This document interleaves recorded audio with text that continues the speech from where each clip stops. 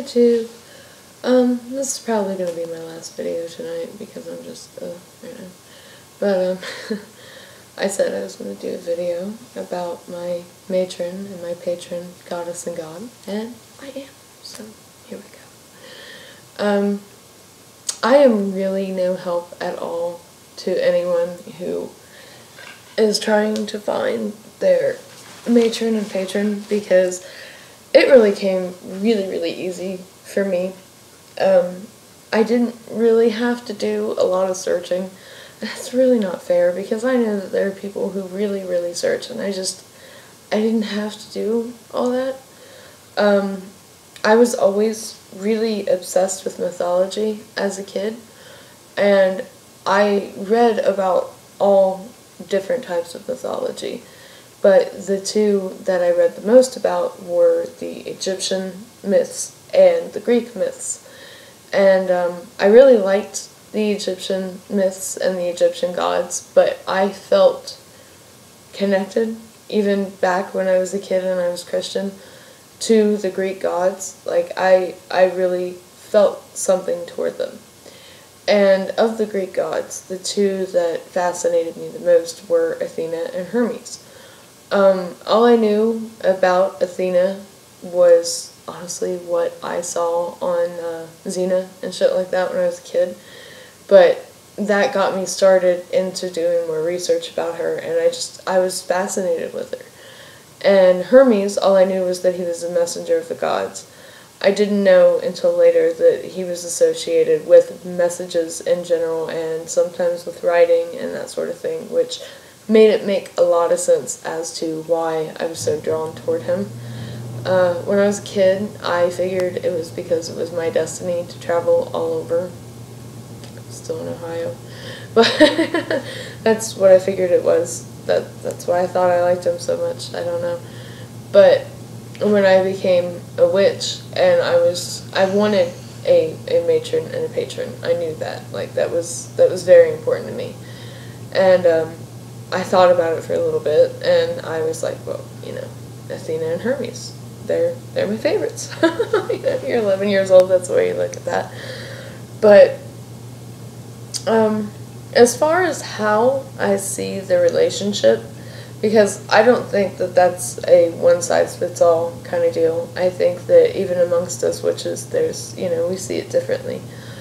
For me, for one thing, it was hard to accept the version of deity that was shown to me through the craft at first, because I did come from a Christian background where God's up here, God's untouchable, God doesn't speak to you, God speaks to you through the Bible and through preachers, but God will never speak to you unless you're fucking Joan of Arc or a schizophrenic, you know. So when I started hearing, or during meditation was how it first started, seeing Athena, and she's telling me, you know, and obviously she is who she is because she has the outfit, you know, the Athena outfit with the helmet and that sort of thing. I didn't believe it. I was like, there's no fucking way. Why would a goddess talk to me? I'm crazy. I am fucking crazy. And maybe I am. I don't know. But if I am, it works for me. I don't have as close of a connection with Hermes as I do Athena.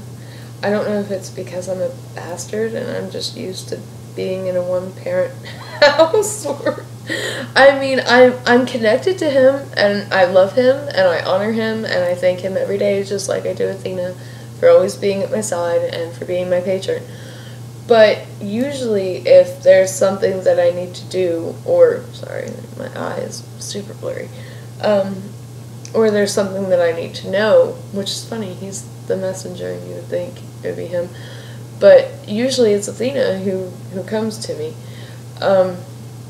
And like I said in the video that I made earlier about my journey into the underworld, usually what she will do is, if there is something I need to do, or she thinks I need to do, which she doesn't tell me very often, hey, I think you need to do this. So when she does, I listen, because that's not her style. She's not a, commanding kind of, believe it or not, considering the kind of goddess she is. She's really not pushy in the slightest. And when she is pushy, it means something. It means that you should listen to her. But usually when she tells me to do something, I do it. And sometimes against my better judgment, but it's never worked out poorly for me. It's always led to better things, to better experiences, to better whatever.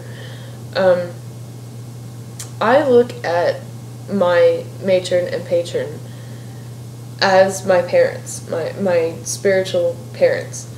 I feel that there is a part of Athena in me and Hermes, and that there is a part of me in them, and that I need to honor my relationship to them, not just through, inviting them into my circle when I'm doing rituals or magic, but through my everyday life. That's just how I've always been. Athena is the goddess of war, but she is also the goddess of wisdom, the goddess of justice, and that combination right there is what makes her so appealing to me. For one thing, I think the justice thing came later. I think there was originally a main goddess of justice, and she kind of fell by the wayside in the later myths, and then that job fell on Athena as if the other goddess had never existed. I don't know if she just, her myths absorbed the other goddesses or what happened.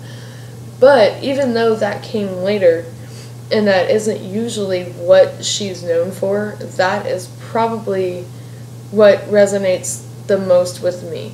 Probably even more important to me than the wisdom aspect of it. I feel like, as a daughter of Athena, if I turn a blind eye to injustice, if I let it happen and I don't try to do anything to stop it, then I am dishonoring her. And part of what always made her so appealing to me was the justice aspect, because ever since I can remember, I have a thing about injustice. I can't stand it. Depending on what it is, it physically makes me sick. There are movies that I cannot watch because, somebody gets blamed for something horrible that they didn't do, or people are so repressed that I literally cannot stand to watch it. I can't stand injustice. So it's kind of like a circle almost. I went toward her because of her association with justice, and now I feel like because I am a daughter of Athena, I cannot turn a blind eye to injustice. So there's that. And of course Hermes, I hope I honor with my writing. I don't know. Some of my earlier shit might not have they might not have felt so honored. It was pretty bad. But I hope he knew my heart was in the right place. But yeah, that's how I look at them. They are me, they're a part of me, and I'm a part of them, and it is my job every day to honor them, not just by lighting an incense and saying thank you, but in the way that I live my life, and in the things that I do. And that's not necessarily true for everybody. It's just how I am. Doesn't mean that that's how it's gonna feel for you, or how it does feel for you. We all have our own way of seeing things. I don't know if everybody hears their goddess like I do, or if she comes to everybody in meditation like she does with me. I think probably some people would see more maybe symbols, like symbology, and things of that nature. But yeah, maybe it's not always so literal for other people. I see shit really literally. I always have. I'm not good with symbols. Obviously, she throws hints at me, and I'm like, I don't know. Am I being led toward that for a reason? I'll think about it tomorrow. She has to be kind of literal with me sometimes. But yeah, that's how I see my matron and my patron. I think I blanked out a couple times in this video. I'm sorry. And I'm going to stop this video before I have a seizure, because I think I'm working up to that. So, I hope you all have a beautiful week. If you guys have different ideas about matron and patron deities, or you have experiences you want to share with me, or you just want to talk, or, you know, you have the same matron and patron I do and you want to talk about that, please write me, leave comments, send messages, and yeah. Hope you all have a beautiful week, and I hope you remember to smile.